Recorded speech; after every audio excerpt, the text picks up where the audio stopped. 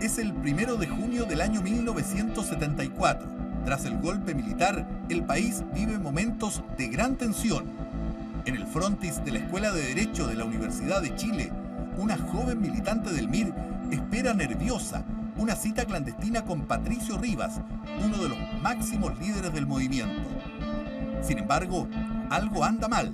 Sí, el otro vehículo ya está en posición. Efectivamente, un grupo de agentes del Servicio de Inteligencia de la Fuerza Aérea CIFA vigila el sector. Previamente han capturado a la joven, obligándola a tenderle una trampa a Rivas, conocido en el MIR como Gaspar. ¿Qué pasa? ¿Caíste? El frío saludo y el tenso rostro de la mujer bastaron para que Rivas se percatara de la gravedad de la situación.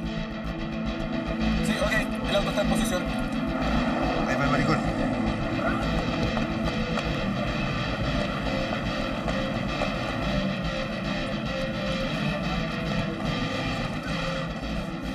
Yo intento arrancar por el parque, que está frente a la Escuela de Derecho de la Universidad de Chile, y alcanzo a llegar como una cuadra y media, pero era un operativo gigante. E intento arrancar con la persona que me entregó. Se me atraviesa una camioneta, además que tenía gente que me venía siguiendo, y me reducen. Rápidamente aparece un tipo que grita: quítenle el cianuro. Quítenle el cianuro. A mí me llamó la atención porque eso implicaba que ellos sabían que algunos voluntariamente, de los cuadros de la dirección del MIR, voluntariamente habían decidido andar con cianuro. O sea, antes que te mataran brutalmente, por lo menos producir un último acto de resistencia frente a ese hecho.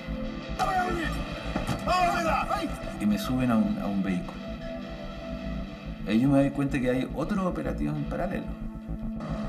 Empeñados en desarticular totalmente al MIR, los agentes de la CIFA planean ahora la detención de Sergio Santos y María Marchi. El operativo está a cargo del segundo hombre de la CIFA, Edgar Ceballos Jones, conocido como el Inspector Cabezas. Cerca de las 4 de la tarde, aparece el auto donde viajan los dos miristas. Se trata de una nueva delación.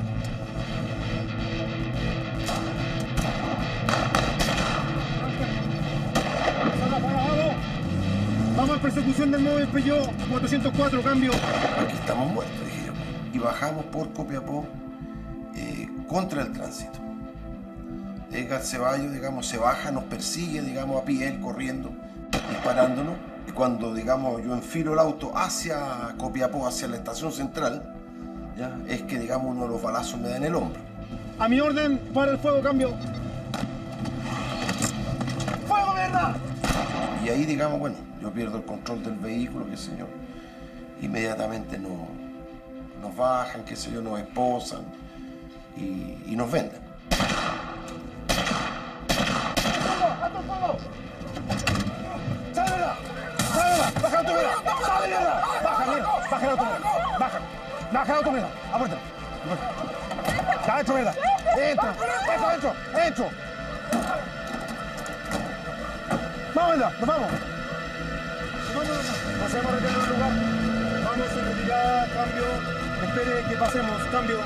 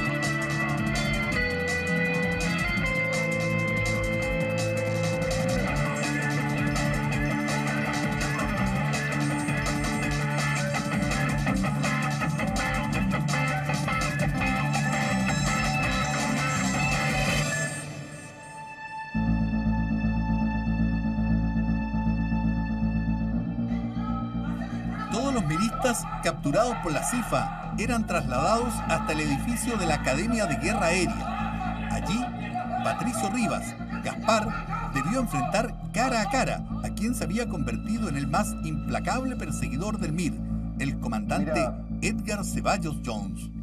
Las cosas para ti son relativamente sencillas. Me saca la esposa y la venda. Y veo por primera vez sentado frente a mí a Ceballos, que tiene una reflexión como, en mi opinión, muy ensayada. Entonces dice con extraordinaria fluidez y relajo: mira, aquí las cosas son sencillas. Si responde a lo que yo quiero saber, no pasa nada. Y si no, seguramente va a haber que apremiarte. El eufemismo de apremiarte se refería claramente a la tortura. ¿Y si me niego? Entonces, en ese caso, amigo mío, no sé, pues no nos quedaría otro camino que apretarte un poquito más, pues, bueno. Nosotros sabemos quién eres tú. Nosotros sabíamos que había un tipo que se llamaba Ceballos. Había un tipo que se llamaba Ceballos. Y en un momento él me dice Gaspar. Me dice, tú eres Gaspar.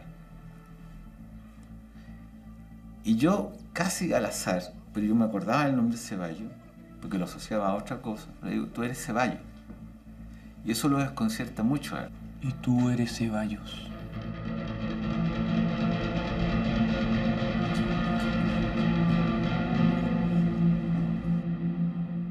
La CIFA sumaba un éxito tras otro en su empecinada batalla contra el MIR.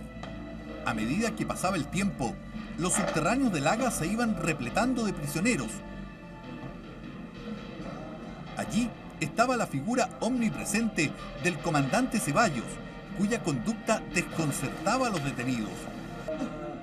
De pronto, Ceballos era un hombre frío y pragmático, que recurría al diálogo para conseguir información. Otras veces, según el recuerdo de muchos miristas, no tenía ningún tipo de contemplaciones. Hombres y mujeres que estuvieron en el Haga afirman que eran sometidos sin ninguna distinción a los brutales rigores de la tortura, bajo la directa supervisión del alto oficial.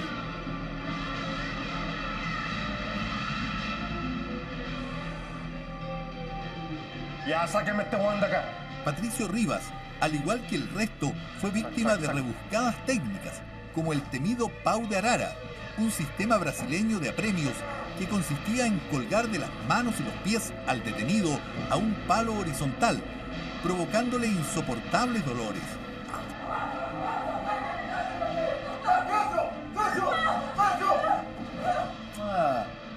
La María Marchi. Detenido el mismo día. Otra mirista de mierda. Ya desvístela. ¡Pelota, mierda, pelota! Ya, María. El pau de arara y la corriente eléctrica llevaron a algunos a pensar y a intentar soluciones extremas. Suponiendo, digamos, que esto cada vez iba creciendo, digamos, ya, yo tomé la determinación, digamos, de quitarme la vida. En el momento que yo pido ser llevado al baño, ya, y en el baño me encuentro que hay un vaso. Lo llevo hasta al lado del baño, digamos, lo quebro y con él trato, digamos, de ingerirme, digamos, un corte en el cuello. Ya, cabrito, se nos acabó el recreo. ¿Quiénes son ustedes? ¿Qué hacen acá? Señora, por favor, circule. Por favor, esto es un hospital. El paciente todavía está en recuperación. Tú eres extremista, se da de Por vuelta. favor, no pueden. El intento de suicidio de Sergio Santos provocó, según él mismo lo recuerda, la furia de Ceballos. Internado de urgencia en el hospital de la FACH, donde le salvaron la vida, la convalecencia del mirista fue bruscamente interrumpida. Eran los primeros días del mes de octubre del 74. En medio de la dura persecución de la CIFA contra el MIR, hubo un hecho que hasta hoy provoca profundas controversias.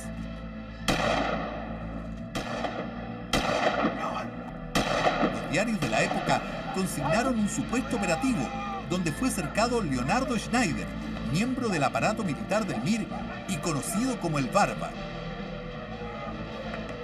El hecho ocurrió en la comuna de La Reina y pese a estar virtualmente acorralado, el Barba logró escapar.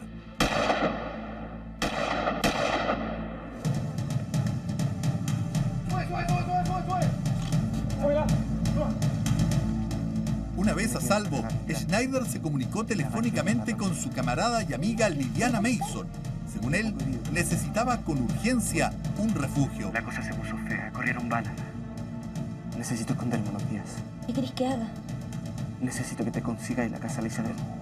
¿La casa de la chica? Sí. Salvo tú, nadie más sabe que la conozco. Barba me llama a la casa y me dice que tuvo problemas y que requiere una casa donde pasar la noche. Y me pide la casa de una persona en particular, de una compañera. Me pareció muy extraño. Me insistió, le dije que no era posible. Me pidió que intentara. Barba, no estoy segura. Ese cuento es súper delicado. Sí, te puedo ofrecer que te vengáis para acá. Gracias, flaca. Barba. ¿Qué? Cuídate.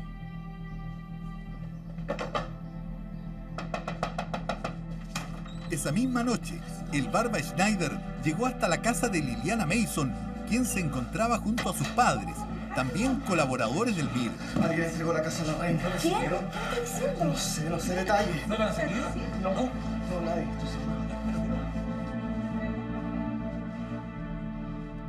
Nos cuenta, porque en realidad fue a mi padre, mi madre, mi hermano, que había habido un enfrentamiento en La Reina. Él venía con la ropa empolvada, con magulladuras, con rasguños. Yo estaba parado por la ventana mirando hacia afuera. Vi llegar un auto. Liliana Mason estaba profundamente preocupada, ya que era muy amiga del Barba y también de Lili, su mujer, quienes acababan de tener una hija. Aproveché esa oportunidad para salir corriendo por detrás. Salí por una ventana. Y esa noche pasó la noche en mi casa y al día siguiente, en la mañana, después de tomar el desayuno, partió. Y hacia finales de octubre se me pide participar, digamos, en el asilo de Lili. La relación entre el Barba y los Mason era muy estrecha, al punto que desde la clandestinidad, Schneider le solicitó que coordinaran la operación que permitiría el asilo de su mujer y de su hija. Junto a la madre de Lili, planificaron todos los detalles para ingresar a la Embajada de Venezuela, que se encontraba bajo estricta vigilancia de los militares. Eran momentos de gran tensión y dramatismo. Lili decide tomar esa decisión, por supuesto asumiendo que eso significaba separarse de Barba. La tarde del 31 de octubre de 1974, y con el Barba ausente, los Mason salieron de su casa con destino a la Embajada de Venezuela.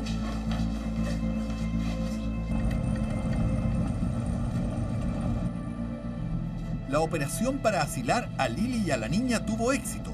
Sin embargo, al regresar a casa, se percataron que sus movimientos no habían pasado inadvertidos. Tía, parece que nos vienen siguiendo. Estaban en la mira de la CIFA. Sentimos de que nos estaban siguiendo, tuvimos algo, había algo raro.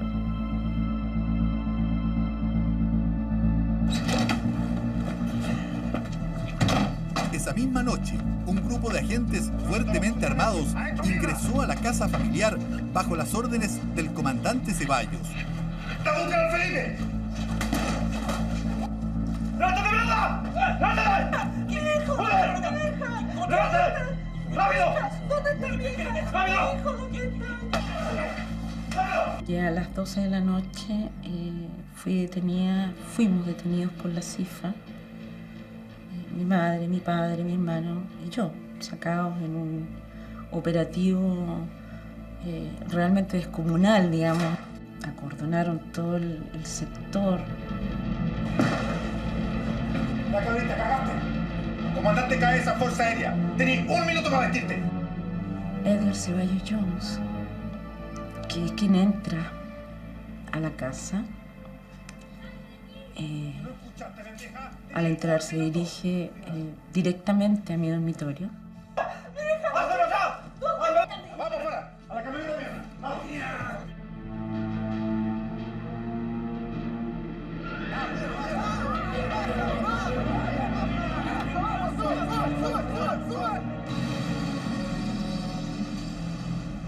Al llegar a Laga, Liliana Mason se enfrentó con una sorpresa que aumentó sus miedos e incertidumbre. Según ella, Ceballos conocía perfectamente de una enfermedad de la cual solo estaban enterados sus familiares y amigos más cercanos. Cabezas me dice que él sabe de mi condición de epilepsia, de que la corriente eléctrica es una de las cosas más dañinas que me puede provocar, digamos, un daño permanente. Y me plantea de que entregue a camaradas, compañeros, que entregue dinero, que entregue armas, barretines. Cosa sencilla. Dame el apellido al Felipe. Quiero que me dé el nombre completo al Felipe. Estaban buscando a Felipe. Era mi pareja. Era un miembro de la Fuerza Central. Liliana Mason recuerda que la corriente y el Pau de Arara fueron la respuesta ante su silencio. Asegura que debido al celoso sistema de seguridad imperante en el MIR, ni siquiera ella conocía el nombre real de Felipe, pese a ser su pareja afectiva. Pocos días después, en medio de su cautiverio, Liliana escuchó casualmente, a través de la radio de uno de los guardias, una noticia devastadora. Un boletín de última hora señalaba que Felipe había muerto en un enfrentamiento con los efectivos de la CIFA.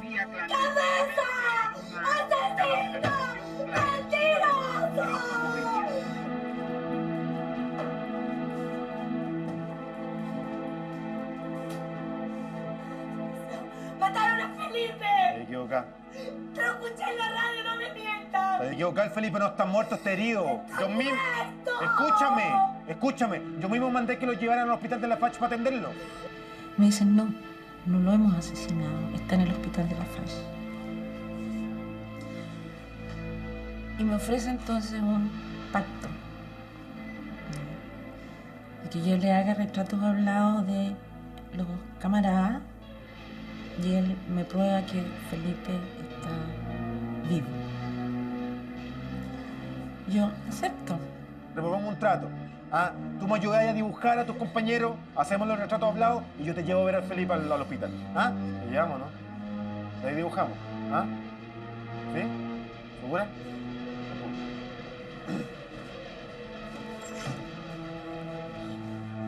Me dejan ver a Felipe herido, consciente. Tenía numerosas balas en el cuerpo. Ceballos le hace un comentario a Felipe acerca de mi resistencia, digamos, a colaborar. Y me lleva de vuelta a la FARC. Ya, suficiente. Ya, suficiente, mujer. Mira, ya tranquila, mía. Ya, ahora te toca cumplir tu parte del trato. Vamos. Ya, mujer, tranquila, por favor. Me dice Liliana. Mason, M-A-S-O-N. Cabrita, ya comprobaste que el Felipe, tu novio, estaba vivo, ¿no? ¿Estamos de acuerdo, no? ¿Estamos de acuerdo, no? ¿Cómo? Sí. No te escucho, bueno. ¡Sí! Ya, Parvex, claro. ¿Cómo es Parvex?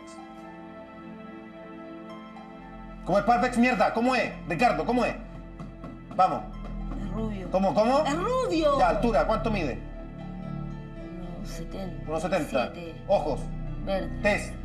Blanco. Ya, oiga, mírame. Mírame. Ya, pues bueno. ¿Tenemos al Felipe o no tenemos al Felipe? Vamos a buscar, Felipe. ¿Querés que Nos fue muy mal con los retratos, ¿no? No nos fue posible hacer un retrato, digamos. Cuestión por la cual, digamos, se me llevó de vuelta a la capilla, porque no coincidía lo que yo había dicho antes con los retratos. En fin. El castigo no tardó en venir. Ceballos se sentía engañado por Liliana, quien intencionalmente había entregado datos y señas confusas que hacían imposible un reconocimiento efectivo de los miristas buscados por la CIFA.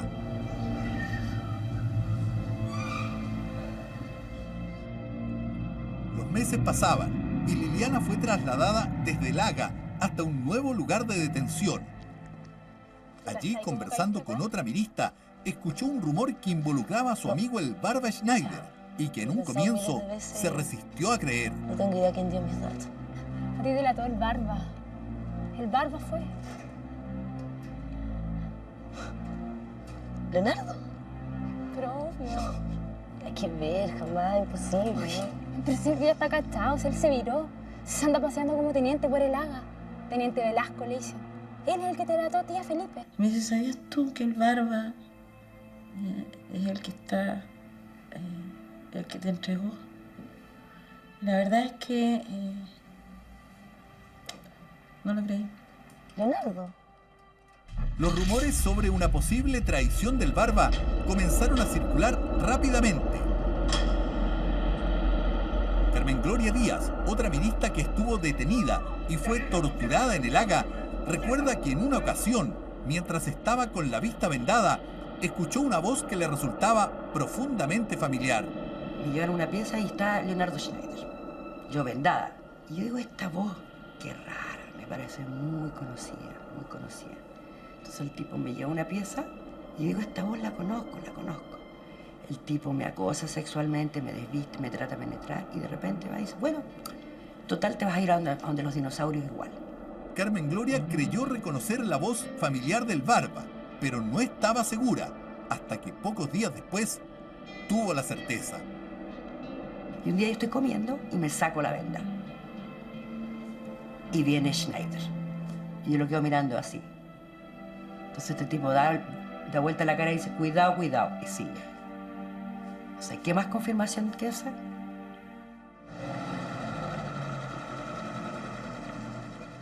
En los subterráneos del Haga, Patricio Rivas, Gaspar, logró mantener un furtivo diálogo con otro prisionero de nombre Alexis. ¿A quién más he visto por aquí? Al Barba. Barba.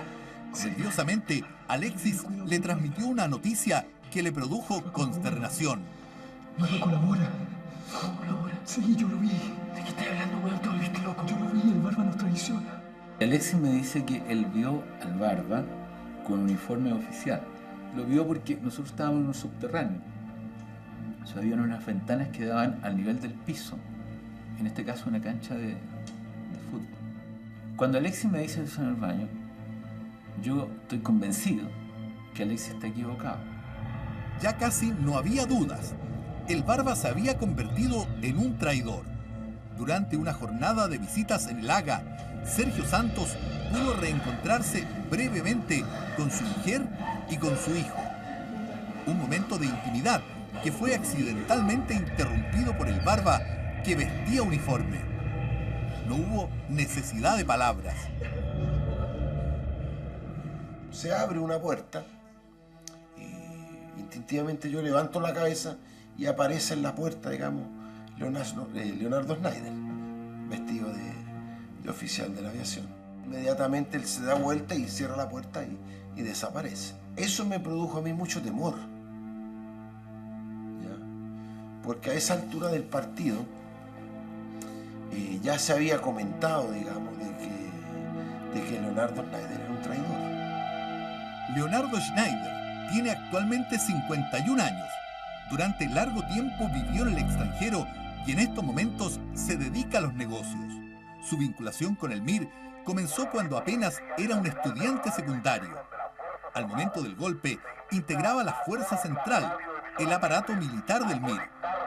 Sin embargo, el 11 de septiembre, la inmensa superioridad de las Fuerzas Armadas los obligó a replegarse. Primero, la gravísima crisis económica, social y moral. Ese día, el Barba junto a otros miembros del MIR esperaron impacientes en una casa de seguridad la orden para combatir. Una orden que nunca llegó. Tercero, el constante incremento de los grupos armados. ¿Aló? ¿Aló, Barba? ¿Está todo ahí? Sí. Estamos atentos y esperando instrucciones. ¿Se suspende la operación? ¿Cómo? Sí, se suspende la operación. Quédense donde están, esperando nuevas instrucciones. Bien, compañero. Mantenemos posición. Atentos que no nos vinieran a llenar la casa. Y nada más. ¿De combatir nada? Ningún miembro de la Fuerza Central combatió. ¿Y dónde partimos, compañero? En ninguna parte nos quedamos acá. ¿No recibes tú la orden de quedarse escondido? No lo entendimos. Simplemente no la entendimos. Las fuerzas se mantienen en repliegue táctico.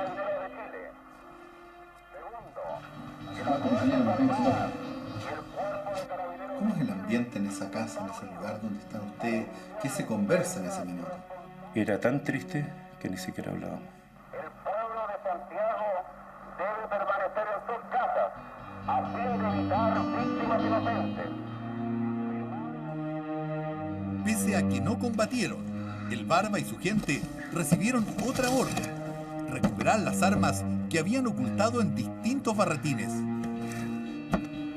Ahí, compañero. ¿Lo encontraste?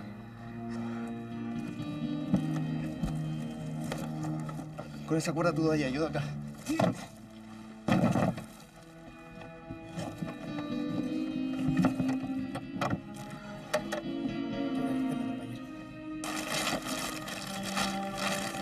Ustedes se hicieran todavía, compañero, ¿eh? Tenemos que limpiarlas, están llenas de grasa. Las armas estaban engrasadas con grasa de mantenimiento. Y por tanto las 50 armas largas tampoco estuvieron operativas el día del golpe. ¿Y eso no se podía limpiar, no? Sí, pero eso lleva un tiempo. O sea, ese día, aunque hubieran querido, ni siquiera tenían las armas a disposición. Así. Y esas armas eran todas las armas que el MIR tenía. Y no había más. Quizás cuantificarlo, ¿se pudiera cuantificarlo, Barba? Algo menos de 50 armas largas. Y ese es el golpe. El MIR tenía con capacidad de operación real, gente que pasó instrucción de manera más o menos sólida, alrededor de las 150 hombres. No creo que más. Octubre del año 73. Las Fuerzas Armadas prácticamente habían aplastado cualquier foco de resistencia. Muchos militantes de izquierda habían sido detenidos y enviados a campos de concentración. Otros, como el Barba, se movían en las sombras. Mira, yo pienso que ha pasado un mes. Sin embargo, el cumpleaños de su padre lo hizo salir de la clandestinidad. Acompañado de su hermano y de Aquiles, otro mirista, concurrieron a una discreta celebración familiar. Este asunto viene mal. Los padres del Barba eran ayudistas del MIR y esa tarde, junto a los jóvenes, conversaron básicamente de la situación que atravesaba el país. Esperar la reacción del pueblo.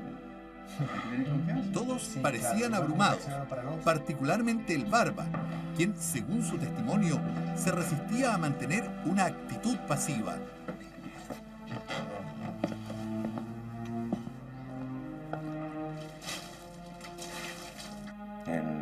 En lo personal yo había hipotecado todo lo que un muchacho podía hipotecar. Y el resultado era atroz. A cambio de ello había obtenido la nada misma.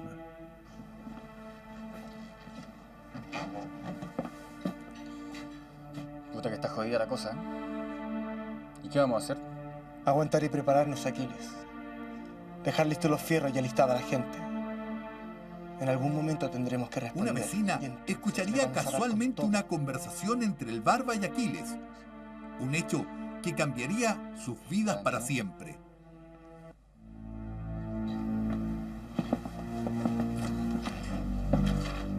¿Carabinero? Sí, comisaría. Sí.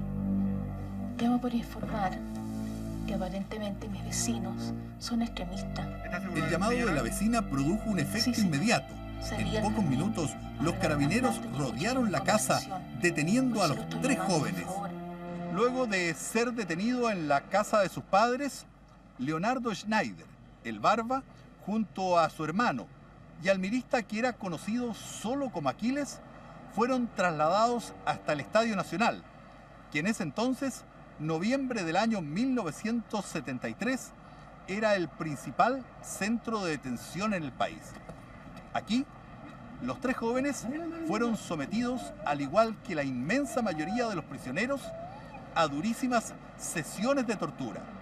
Los militares buscaban de cualquier forma y a cualquier costo obtener información sobre la capacidad de resistencia de los partidos y los grupos de izquierda. y fueron particularmente violentos con Aquiles, quien había intentado celosamente ocultar su pasado como boina negra del ejército. Sin embargo, lamentablemente para él, fue descubierto, reconocido y delatado por un antiguo subalterno. Qué pena encontrarte acá. Así es la vida. Así es la vida. A partir de ese momento, los militares no tuvieron ninguna compasión con él y verdaderamente se ensañaron con el excomando que se había convertido en mirista.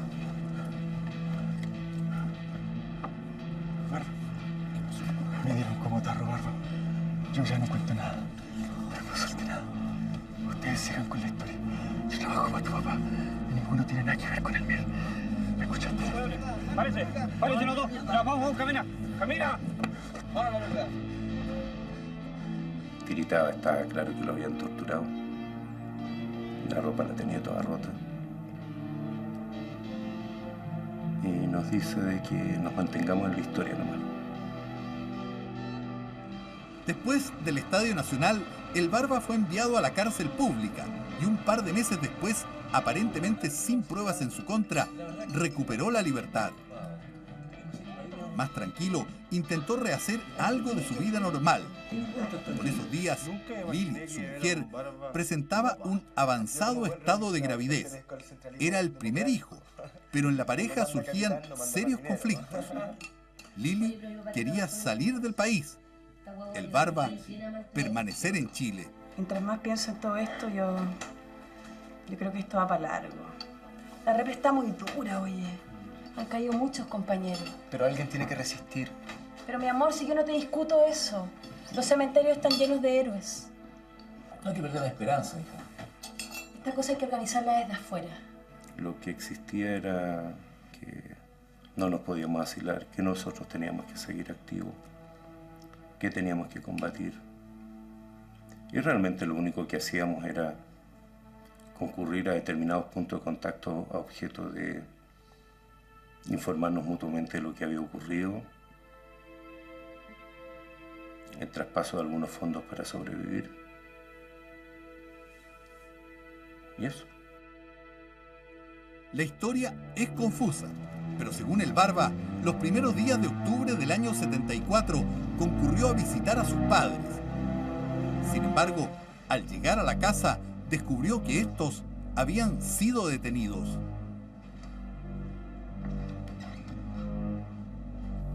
Poco después caen tus papás. ¿Qué pasa con eso? El quiebre definitivo. En medio del temor y la confusión, el Barba señala que descubrió una nota dejada por el comandante Ceballos, en la que lo combinaba a comunicarse con él.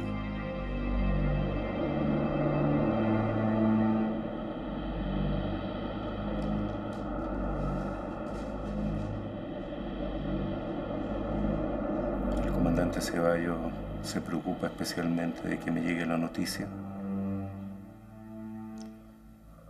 Y tomo contacto telefónico con el comandante. En concreto yo llamo a Laga para contactarme con Ceballos y este me dice de que la cuestión es simple, que yo me entregue y suelte a mis padres.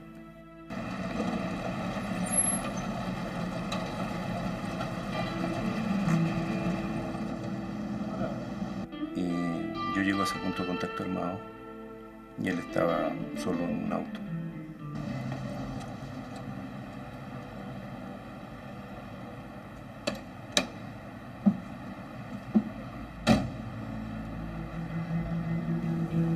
Lo que quiero es que tengamos una conversación tranquila. Y me dice que para que estemos tranquilos los dos nos desarmemos. Me refiero sin fierros. Entonces los dos sacamos nuestras Browning, que eran de igual modelo. La dejamos en el asiento de atrás. Y ahí me dice que no me haga el payaso, que también saque la granada que andaba trayendo. Hey. Vamos.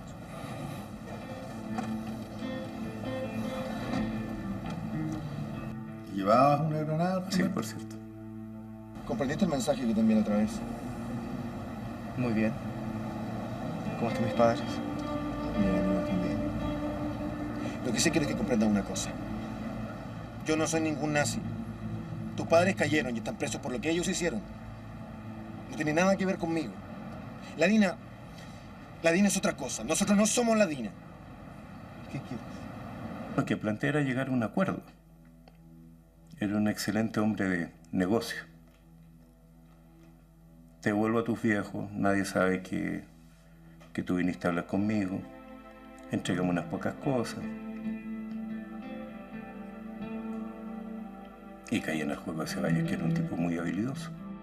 La cosa se está poniendo complicada. Y quiero que comprendas que yo no quiero la aniquilación del Mir. Solo quiero desarmar su capacidad operativamente. ¿Sigues? O entrega las armas, se rinden, o la aniquilación es total. Quiero que me ayude a evitar una masacre. El asunto no es fácil, necesito pensarlo. Bueno, piensa. Tómate tu tiempo. Pero esto no es una oferta de tiempo ilimitado. Y ahí incurro en un gravísimo error. Por soberbia, creí que podía manipular yo a Ceballos. Me pareció un tipo simplón que yo podía entrarlo a manipular. Es decir, entregar algunas cuestiones irrelevantes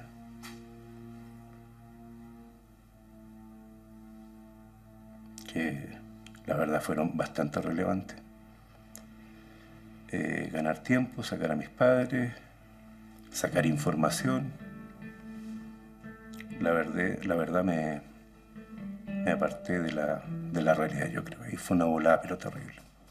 El Barba se despidió de Ceballos, pero al día siguiente volvieron a reunirse. Allí, Schneider le dio el sí al hombre de la CIFA. Perdí. Ahí ya tenía clara conciencia de que mi vida tenía un quiebre profundo. ¿La idea de la traición se te pasaba por la mente? ¿De la qué? ¿De la traición? Era traición.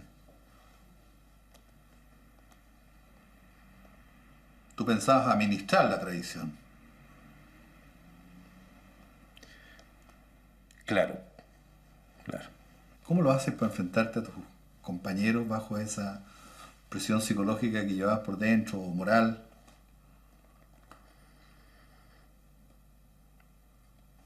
No sé cómo lo enfrenté. Y lo peor fue cuando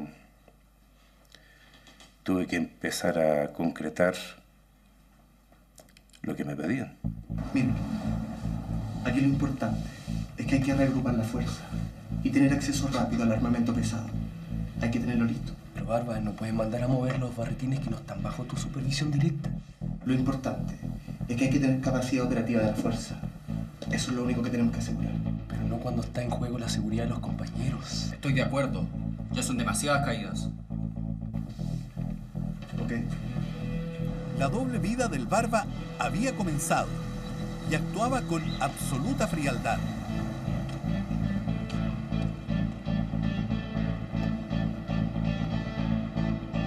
En ese momento, nadie del MIR ni siquiera sospechó que cada uno de sus movimientos o planes podían llegar directamente a oídos de la CIFA.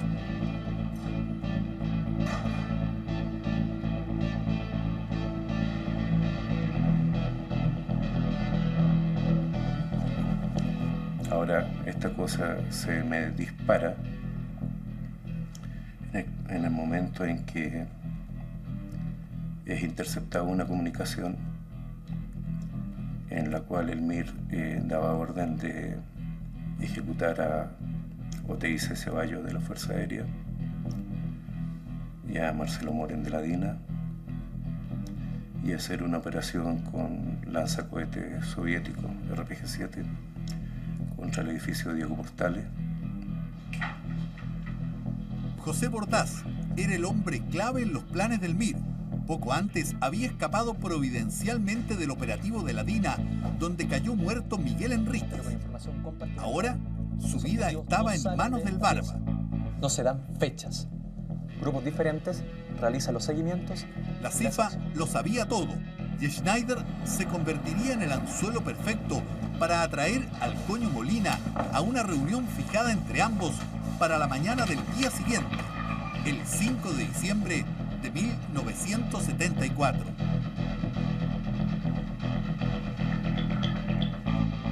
Yo quedo a cargo de las comunicaciones de la operación. ¿Tú dónde estabas físicamente en ese momento? En un edificio cercano. Ya tenía visión del conjunto. ¿Coordinadas por radio? Sí. Yo no sabía. Eso es lo que estoy diciendo.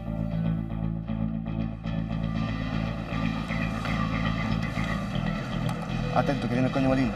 Atento, que viene el Coño Molina. El Coño, por medida de seguridad, entra al punto de manera diferente a lo que habíamos acordado. Y al final lo que resulta es que el soldado era soldado, un peladito, que iba atrás de Wally y se colocaba nervioso y manda un balazo. Y Wally manda otro en dirección al auto y el Coño es herido. Y lamentablemente el curso de la bala del primer balazo dejó muy mal herido al Coño.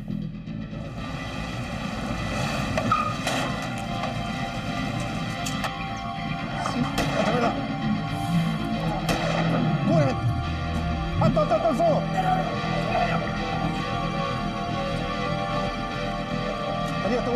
Producto de las heridas recibidas durante la balacera, el Coño Molina falleció posteriormente en el hospital de la FACH, donde incluso algunos piensan que pudo haber sido torturado por los agentes de la CIFA.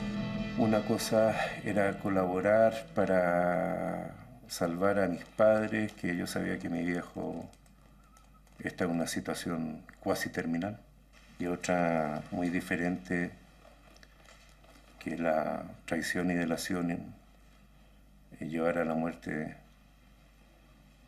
algún compañero. Y ya estabas metido ya. ¿No hay marcha atrás en ese minuto? ¿Y marcha atrás a dónde? El principal argumento del Barba para justificar su traición fue liberar a sus padres. Sin embargo, los que lo conocieron más de cerca, como Liliana Mason, que incluso fue la madrina de su hija, piensan que todo es un vulgar invento. Yo puedo asegurar que sus padres no estuvieron detenidos. No fueron detenidos por la CIFA, como él ha declarado en los tribunales. Tengo evidencia al respecto.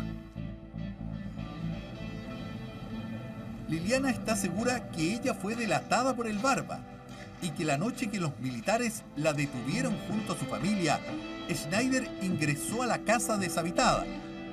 Según ella, cometió allí un error que posteriormente lo delataría como agente de la CIFA. A mi madre le falta un objeto que en el fondo era un objeto de juego nuestro, una peluca.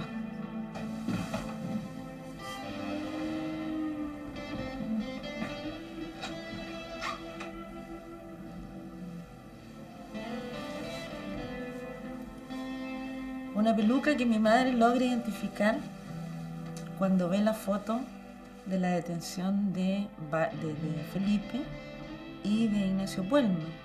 Es la peluca que porta Barba. Lo que a mí me deja muy en claro es que Barba estuvo en mi casa, en el allanamiento de mi casa. Con esa misma peluca, el Barba intentó pasar inadvertido durante la captura de Felipe.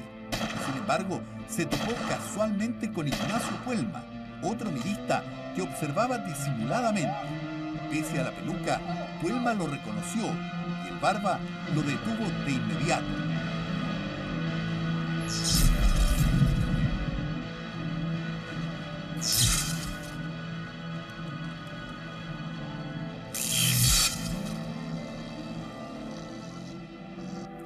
Se acerca una persona que me queda mirando insistentemente. Yo lo reconozco. Yo estoy seguro que él sí me reconoce.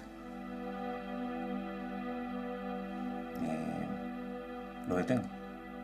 Hay una foto que aparece en la prensa donde tú apareces portando un arma y deteniendo a una persona. Es él. ¿Es en la misma foto? Sí. Según Liliana, el Barba mintió todo el tiempo. Incluso aquella noche cuando la llamó angustiado pidiéndole ayuda luego de una supuesta balacera con la CIFA. Liliana, escúchame bien. Estoy metido en una cagada bien grande. Me arranqué una ratonera. De acuerdo a Liliana, el enfrentamiento fue un poco montaje herido, para pero dejar al Barba como un héroe y permitirle la cosa se el resolverá. acceso a mayor Poner un bal. información dentro del mismo. Necesito esconderme unos días.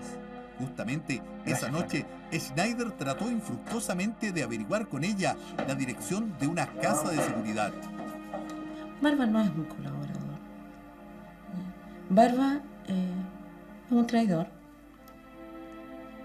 Y más que un traidor, Barba es un individuo que en un momento determinado opta por incorporarse al aparato represivo de la Fuerza Aérea. En este recinto, ubicado en plena comuna de Las Condes, funciona la Academia de Guerra de la Fuerza Aérea. Aquí se preparan para asumir labores de alto mando los mejores oficiales de la institución. Sin embargo, poco después del 11 de septiembre de 1973, este no solo fue un centro de formación, sino que además se transformó en un centro de torturas. Bajo el mando del coronel Horacio Oteiza y secundado por el temido oficial Edgar Ceballos Jones, se instaló aquí el cuartel general de la CIFA, Servicio de Inteligencia de la Fuerza Aérea, cuya misión principal era desarticular el movimiento de izquierda revolucionario MIR. Pero los lúgubres subterráneos y pasillos del Haga no solo fueron escenario de apremios ilegítimos, sino también de la traición de quien había sido un destacado mirista. Varios prisioneros vieron en su interior a Leonardo Schneider. Con sorpresa y temor, comprobaron que el Barba caminaba libremente, vestía uniforme y portaba armas, y que era conocido como el teniente Juan Pablo Velasco. Y vi al Barba y lo escuché cuando él venía con un comunicador radial diciendo: en este momento estamos sacando un punto, estamos sacando fotografías del punto de Aguiló y está a punto de caer. Y él daba órdenes. O sea, yo lo vi entrar a la pieza de Oteiza, o sea, él tenía plena libertad. Según Carmen Gloria, el Barba no solo daba órdenes dentro de la Academia de Guerra Aérea, sino que también participaba activamente en las torturas e incluso en las violaciones. Y 3 tipos me desvisten y me violan. No tengo idea de quiénes fueron, ¿no? En eso llega Leonardo Schneider y dice: bueno, ¿qué está pasando? Y me entra a la sesión de tortura. Este tipo tiene un rol muy activo. Dirigiendo el interrogatorio, se moría la risa, me hicieron el Pau de Arara, ¿no? Donde te meten electricidad por la vagina, te tienen amarrada, te tapan la boca para que no se escuche horas. Y el tipo dirigía el interrogatorio y la gozaba, o sea, no era un papel menor.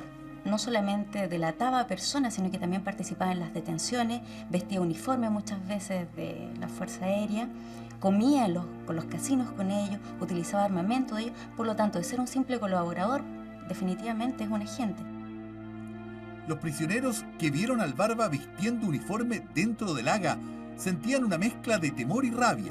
Sin embargo, Schneider tiene una explicación para ello. Y yo decido, para quebrar cualquier posibilidad de que me siguieran usando en el MIR, yo vestía en aquel momento uniforme como oficial de la Fuerza Aérea. Por lo menos en 2 ocasiones, en el hall de ingreso, me topé con militantes que claramente me identificaron. Eso con un doble objetivo, o sea, que el MIR supiera que yo estaba colaborando, por un lado, y segundo, que esto impidiera que la Fuerza Aérea me siguiera utilizando. A fines de julio del año 1975, el Barba, o el teniente Velasco, se retiraba de una reunión sostenida en las oficinas de Edgar Ceballos Jones, aquí en la calle Juan Antonio Ríos, en pleno centro de Santiago, a la salida del edificio donde funcionaban las direcciones de inteligencia de las distintas ramas de las Fuerzas Armadas. Fue sorpresivamente interceptado por un grupo de agentes de la DINA, organismo que en ese entonces mantenía una soterrada pugna con sus pares de la Fuerza Aérea.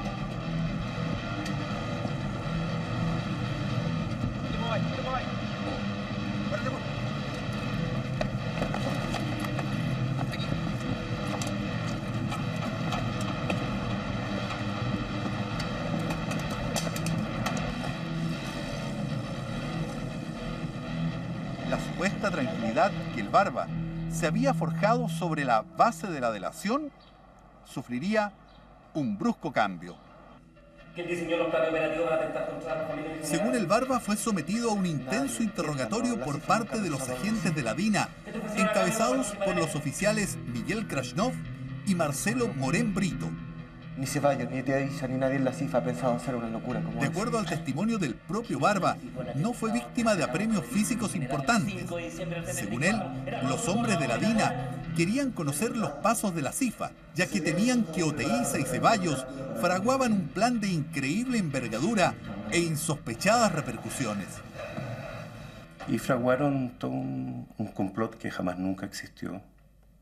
Y el que gatillaba, el fusilero de ese complot, era yo. ¿Cuál era el fin de ese complot que pasaba por supuesto, la mente? ¿Sí? Del supuesto complot. Nada más ni nada menos que atentar contra familiares del general Pinochet, objeto de desestabilizar la Junta, con el objetivo de que el general Lee tuviera mayor preeminencia y se produjera una rotación al interior de la Junta. Una cosa descabellada. En la CIFA tú eres el teniente Velasco, ¿no? Así es. ¿Cómo se queda tan tranquila la CIFA cuando uno de sus agentes, uno de sus hombres, como en este caso, es secuestrado por otro organismo de inteligencia, como la DINA? La teoría del limón. El limón se estruja hasta la última gota y después se bota. Luego de ser detenido por la DINA, el Barba fue trasladado hasta este lugar, el cuartel Terranova, ubicado en el sector oriente de la capital y más conocido como Villa Grimaldi, el más temido de los centros de tortura y que hoy se ha transformado en un parque que recuerda el sufrimiento de sus víctimas. Aquí, el destino de muchos prisioneros quedaba en manos de personajes como Miguel Krasnov, Marcelo Morén Brito u Osvaldo Romo, el Guatón Romo. Para muchos, resulta profundamente curioso que durante los 18 meses que estuvo aquí en Villa Grimaldi, el Barba jamás haya sufrido reales apremios físicos. ¿Fue realmente Leonardo Schneider un detenido más que solo gozó de algunos privilegios? ¿O por el contrario, se transformó también aquí en Villa Grimaldi en otro colaborador de los aparatos represivos? Las versiones de muchos prisioneros que pudieron contrastar sus experiencias coinciden que los métodos utilizados en Villa Grimaldi eran mucho más violentos que los de la CIFA. Lautaro Videla, dirigente del MIR, que estuvo preso en Villa Grimaldi, recuerda que pudo allí conversar brevemente con el Barba Schneider, quien le confidenció su verdadero rol dentro del centro de detención. En síntesis, había llegado a un acuerdo la CIFA y la DINA, en el sentido de que Schneider pasaba a colaborar a la DINA y no podía preguntársele ni interrogársele sobre los temas asociados al servicio de inteligencia de la FAS. Muchos se pueden preguntar, Barba, y también se ha dicho en algunos medios de comunicación, que tú tal vez no fuiste solo un detenido, sino además un colaborador dentro de Villa Grimaldi. ¿Qué puedes decir al respecto? Malintención, torpeza, mentira. Barba fue detenido por la DINA, producto de una guerra intestina entre la DINA y la CIFA. Por lo tanto, Barba, Osvaldo Romo u otros no tenían ninguna diferencia. ¿Torturaste, Barba? Jamás.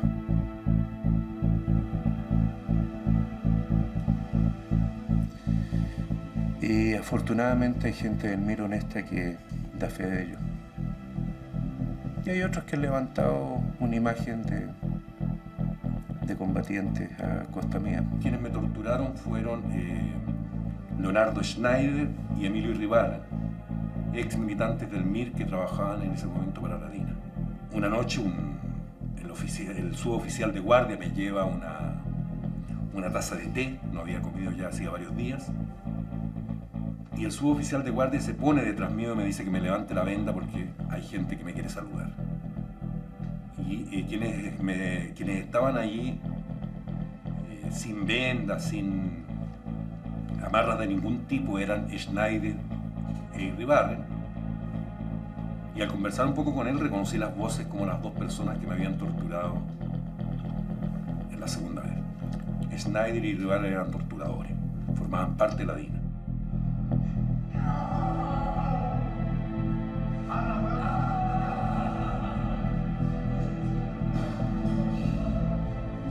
¿Tuviste asesinar gente en Grimaldi?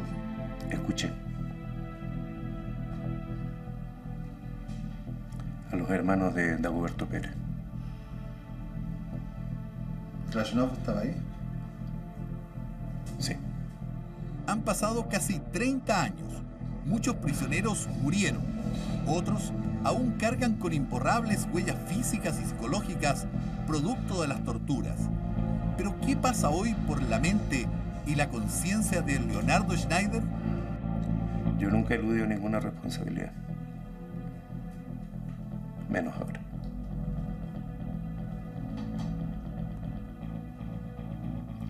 Tampoco me considero víctima de las circunstancias. Sí me considero responsable de mi estupidez. ¿Qué otro grado? ¿Tienes miedo, Barba? No, nunca lo tuve. Normalmente la gente muere una sola vez, así que no. Luego de salir de Villa Grimaldi, Leonardo Schneider intentó sepultar su pasado y abandonó el país con destino a Israel. Allí permaneció durante más de 10 años. Volvió silenciosamente a Chile. Sin embargo, el proceso judicial vigente por torturas en el Haga lo obliga hoy a enfrentar una sórdida y oscura etapa de su vida. Y muchos se preguntan, ¿quién fue realmente Leonardo Schneider? ¿Fue aquel joven e idealista revolucionario que sus compañeros del MIR conocían afectuosamente como el Barba? ¿O sus sentimientos estaban más cercanos de aquel frío y circunspecto teniente Velasco que caminaba libremente, armado y con uniforme, por los pasillos de la Academia de Guerra Aérea? ¿Fue Schneider una víctima más que solo terminó doblegándose para liberar y proteger a sus padres? ¿O fue simplemente un traidor?